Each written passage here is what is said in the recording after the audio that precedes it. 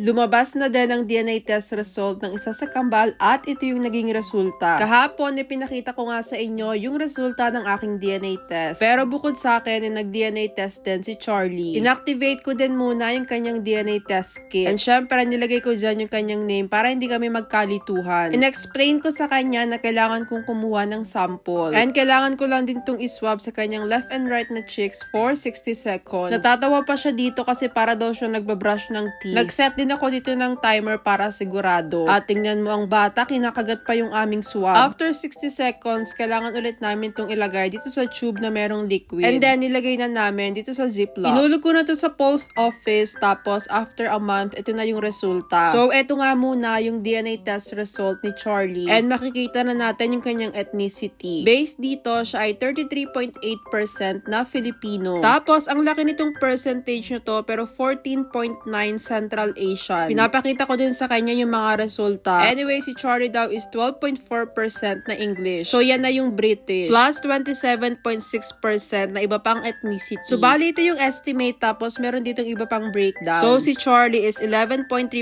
din na Korean. Meron din siyang French, Germanic, Scottish and Welsh, and Breton. Plus Danish, Norwegian, Dutch, North Italian, and Swedish. Grabe, pinakayaw na ata lahat. So, yan yung sa side naman ng kanilang daddy.